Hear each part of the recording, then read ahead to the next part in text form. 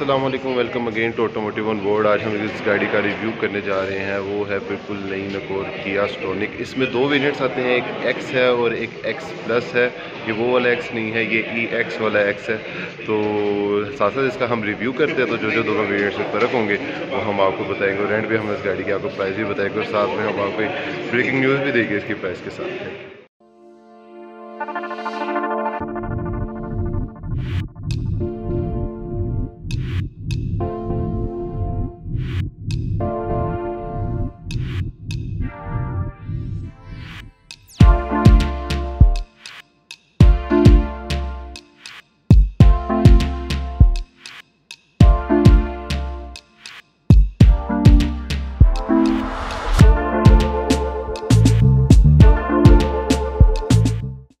Start करते हैं तो जो गाड़ी की ओवरऑल लुक है वो बहुत ही खूबसूरत बनाई गई है, क्योंकि जो इसका नाम है उसका नाम है स्टोनिक। और स्टोनिक का मतलब ये है स्टाइल विच इज़ आइकॉनिक, यानी कि ऐसा स्टाइल जो है सबसे डिफरेंट हो।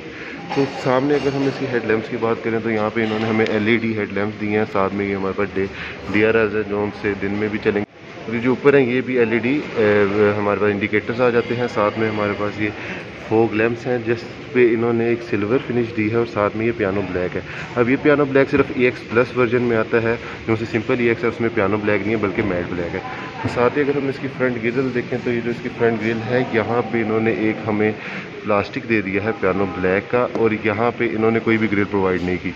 तो अब सवाल ये उठता है कि जो गाड़ी की कूलिंग है वो कहाँ से होगी। उसके लिए इन्होंने हमें नीचे जगह प्रोवाइड की और नीचे ही गाड़ी का जो है वो रेडिएटर भी मौजूद है।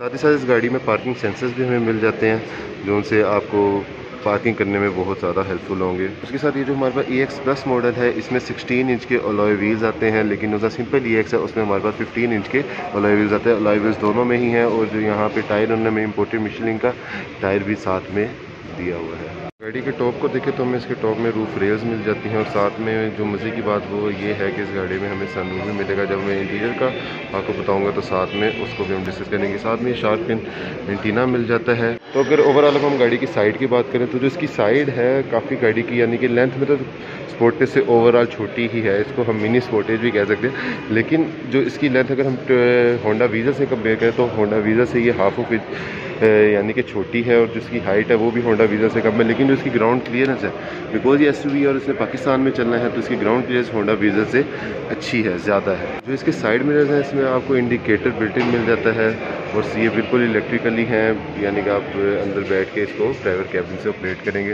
और साथ में जो इसके डोर हैंडल्स हैं यहाँ पे आपको कीलेस एंट्री विद बटन मिल जाती है। अगर आप इस बटन को प्रेस करेंगे और कीज़ आप जेब में हैं तो ये लॉक और अनलॉक होगी। तो अब हम गाड़ी की बैक को देखते हैं तो जो इसकी बैक है उसमें हमें बैक लाइट्स हैं वो LED हैं, लेकिन ये जो इंडिकेटर है ये इसके अंदर बल्ब लगा हुआ है, और रिवर्स पार्किंग लाइट है ये इसके अंदर भी बल्ब है, ये LED नहीं है।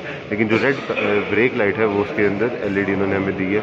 नीचे साथ ही हमारे पास स्टोनिक की नाम आ जाता है जिसको उन्होंने बहुत ही एक स्टाइल के अंदर लिखा है जो रिप्रेजेंट करेगा कि जो हमारी गाड़ी है it's represent styles which is iconic.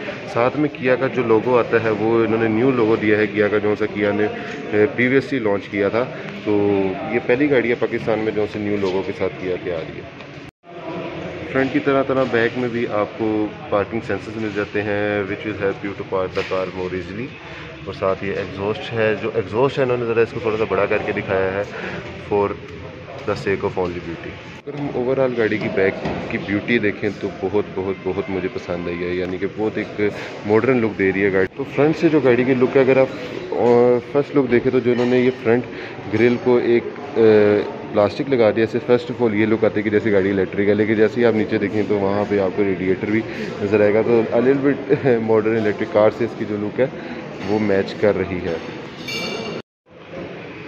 तो अब हम गाड़ी के इंजन कंपार्टमेंट की तरफ चलते हैं कि इसमें क्या क्या हमें टेक्निकल चीज़ें प्रोवाइड की हैं। लेकिन यहाँ पे जो सबसे बड़ा फ्लो मुझे नज़र आया वो ये है कि यहाँ पे हमें मैनुअल रॉड दी गई है जिससे हम इस कंपार्टमेंट को होल्ड करेंगे। यहाँ पे ऑटोमेटेड सिस्टम नहीं है। तो जो इसका इंजन है वो 1.4 MPI इंजन है। MPI इंजन वो होता है जिसमें हमारे पास जो इनटेक होती है फ्यूल की वो हमारे साथ एयर की इनटेक के साथ मिक्स होकर ही इंजन सिलेंडर्स में जाती है।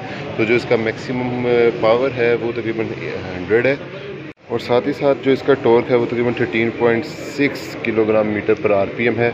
और यहाँ पे आपको ड्राई बैटरी मिल जाती है and other things which will lie inside the bonnet of a car.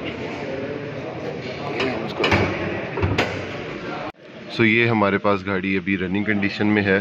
तो जो साउंड है गाड़ी का स्टार्ट का वो अंदर बिल्कुल भी नहीं है। बहुत इन्होंने अच्छी टेक्नोलॉजी इस हवाले से यूज़ की है। तो अभी ये टू कर रही है, वो इसलिए टू कर रही है क्योंकि जो हमारे पास की है वो व्हीकल के अंदर नहीं है, वो बाहर पड़ी हुई है।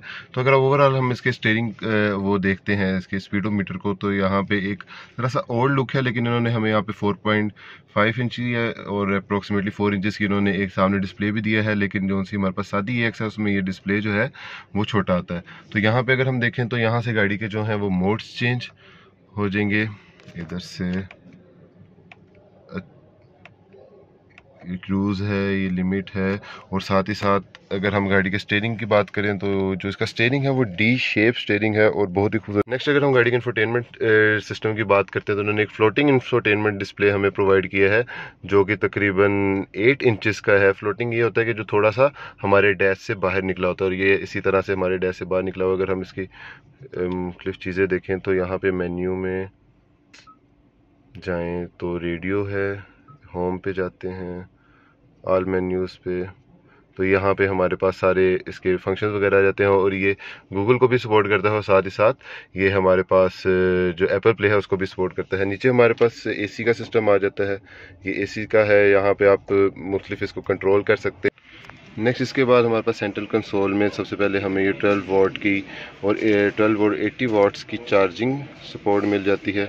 और साथ हमारे पास यहाँ पे जो गियर नोब है जो सिंपल EX है उसमें ये लेदर की बजाय एक हमारे पास सॉफ्ट प्लास्टिक है उसमें आती है। और ये गाड़ी जो है हमारे पास 6 स्पीड ऑटोमेटिक ट्रांसमिशन के साथ है, और साथ में हमारे पास ये मैनुअल हैंड ब्रेक है, इलेक्ट्रॉनिक हैंड ब्रेक इसमें नहीं है। तो अगर हम ओवरऑल गाड़ी के डैशबोर्ड को देखें तो जो इन्होंने ये साथ ही येलो टच दिया है ये बहुत ही गाड़ी को एक स्पोर्ट्स वाली लुक दे रहा है और ये बहुत ही यूनिक बना रहा है इस गाड़ी को। तो और जो इसका ये डैशबोर्ड है ये प्लास्टिक है, लेकिन सॉफ्ट प्लास्टिक है। और यहाँ पे अगर हम इसके सीटिंग मटेरियल की बात करें तो इन्होंने यहाँ पे जो EX+ है इसमें इन्होंने आर्टिफिशियल लेदर और साथ में फैब्रिक यूज़ किया, और इसमें इन्होंने फिर से येलो की साथ में इन्होंने स्टिचिंग दी है जो कि ओवरऑल गाड़ी को एक कंप्लीट लुक दे रहा है इंटीरियर की एज अ स्पोर्ट। साथ ही साथ इस गाड़ी में आपके पास यहाँ पे जो सनवाइज़र है इसके साथ आपको उन्होंने मिरर भी प्रोवाइड किया, और हर सनवाइज़र के साथ एक लाइट भी है। और इसी तरह ये जो पैसेंजर साइड है उसमें भी साथ मिरर भी है और ऊपर उसके लाइट भी है। और यहाँ पे इन्होंने आपको ये लाइट प्रोवाइड की है जो कि बटन के साथ भी इस तरह से ऑन हो जाएगी। और साथ ही साथ यहाँ पे जो सन रूफ है ये मैनुअल है, इसको मैं मैनुअली आगे पीछे करना पड़ेगा, लेकिन यहाँ से अगर हम प्रेस करेंगे तो जो ऊपर ग्लास है वो ऑटोमेटिकली पीछे होगा लेकिन जब गाड़ी स्टार्ट होगी। और इस गाड़ी में नीचे हमें जो पैडल्स हैं ये मेटल के मिलते हैं, लेकिन जो EX+ है उसमें सिंपल प्लास्टिक के हमें मौजूद हैं। सो अब हम गाड़ी की रियर सीट्स की बात करते हैं। तो रियर में गाड़ी में इन्होंने आपको बैक इसी इवेंट्स प्रोवाइड नहीं किया, अलबत्ता इन्होंने एक USB पोर्ट आपको प्रोवाइड कर दी है जो पीछे हजरात हम अपना मोबाइल जो है इसे चार्ज कर सकते हैं। लेग स्पेस की बात करते हैं तो लेग स्पेस इतनी है कि आगे जो ड्राइवर है वो भी इजीली ड्राइव करेगा अगर उसकी तकरीबन 6 फीट हाइट है, और अगर पीछे भी एक बंदा बैठा है जिसकी तकरीबन 6 फीट हाइट है तो वो भी इजीली बैठेगा। लेकिन आप इसमें अपने आप को थोड़ा टिल्ट होकर नहीं बैठे, जैसे ही मैं थोड़ा टिल्ट होऊंगा तो मेरी टांगें जो है वो सामने लगने लग जाएंगी, यानी कि मुझे अपनी बैक को बिल्कुल ऐसे स्ट्रेट करके बैठना पड़ेगा। साथ ही अगर हम इसकी हेड स्पेस की बात करते हैं तो हेड स्पेस बिल्कुल अच्छी है। अब मैं बिल्कुल सीधा होकर बैठा हूँ लेकिन हेड स्पेस ठीक है, यानी कि ये बहुत अच्छी नहीं कह सकते क्योंकि एक कम्पैक्ट B कैटेगरी की SUV है, सो इस वजह से जितनी है अच्छी है। तो अब हम गाड़ी के बूट स्पेस की बात करते हैं तो जिसका बूट स्पेस है वो इतना ज़्यादा भी नहीं है लेकिन इतना कम भी नहीं है, लेकिन इसकी जो सीट्स हैं वो हमारे पास यहाँ पे फोल्डिंग है, 60/40 के साथ हम इसको फोल्ड कर सकते हैं। तो जो बूट स्पेस है हमारी वो काफ़ी ज़्यादा इंक्रीज़ हो जाएगी। और साथ ही साथ अगर हम इसको यहाँ से उठाएँ तो उन्होंने जो स्पेयर व्हील है उसके लिए स्पेशल नीचे कंपार्टमेंट बनाया हुआ है विद एसेंशियल टूल। अगर आप यहाँ इसको भी यूज़ करना चाहें तो ज़रूरत के वक्त में इसको भी साथ में यूज़ कर सकते हैं, तो बूट स्पेस आपकी सफिशेंटली इंक्रीज़ हो सकती है। यहाँ पे अगर हम देखें तो इन्होंने कोई भी बटन के साथ ये जिसकी बैक है बंद नहीं होगी, बल्कि हमें इसको हाथ के साथ ही मैन्युअली क्लोज करना पड़ेगा। हमारे पास किया स्टॉनिक का रिमोट कंट्रोल है, जो इसकी क्वालिटी है वो भी प्लास्टिक की है, लेकिन साथ में इन्होंने हमें मेटल्स के साथ बटन प्रोवाइड किए हैं, लॉक अनलॉक और ये होल्ड। अगर इसको होल्ड करके रखेंगे जो आपकी बैक है यानी जिसको हम डिक्की कहते हैं बैक कंपार्टमेंट है वो ओपन हो जाएगा, इससे आपकी गाड़ी जो है वो लॉक हो जाएगी और इससे अनलॉक हो जाएगी। तो ये हमारे पास किया स्टॉनिक की प्राइस है। जब ये गाड़ी लॉन्च हुई थी तो इसकी प्राइस जो सिंपल एक्स मॉडल था उसकी प्राइस थी 36,60,000 और एक्स प्लस था उसकी प्राइस थी 38,80,000। लेकिन एक दिन के अंदर अंदर जो इसकी प्राइजेज़ हैं वो तकरीबन 1 लाख इंक्रीज़ कर गई हैं और सुनने में आ रहा है कि जो इसकी प्राइस है वो जनवरी में और इंक्रीज़ कर देगी। और साथ ही साथ इस गाड़ी की अच्छी बात ये है कि इसमें जो बुकिंग टाइम है वो बहुत कम है, लेकिन ये सारी की सारी आपसे जो पेमेंट है वो आपसे एडवांस में लेंगे और विद इन मंथ आपको जो गाड़ी है डिलीवर हो जाएगी।